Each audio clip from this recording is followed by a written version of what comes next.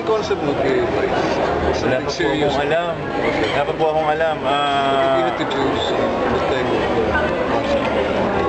What great concept. Totoo nga, MMK gusto mo?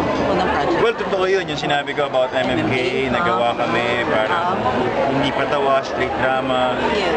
Situational comedy, pwede, pero hindi para magpatawa. Parang nakikita ko siya talaga. Parang kaya-kaya ni, hindi nyo kaya-kaya ni Vice yun eh. Hindi niya kailangan umarte.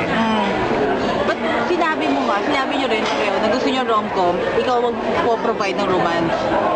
Kaya, Kaya mo? Hindi, dapat ang romance galing sa pareho eh. okay. Hindi ka makakabuo ng romance kung sarili mo lang, di ba? Ano yung kay Vice ang gusto mo? Bakit gusto mo siyang kasama sa proyekto? Gusto mo rin ba si Direk Cathy ang mag-direct? Yung sa MMK, talagang yun, particularly yung sa MMK na binanggit ko dun sa programa sa GGB.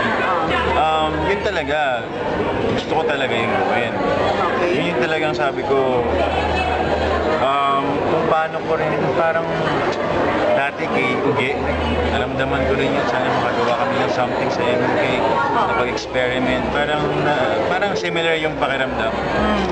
Similar yan sa naramdaman ko with Vice.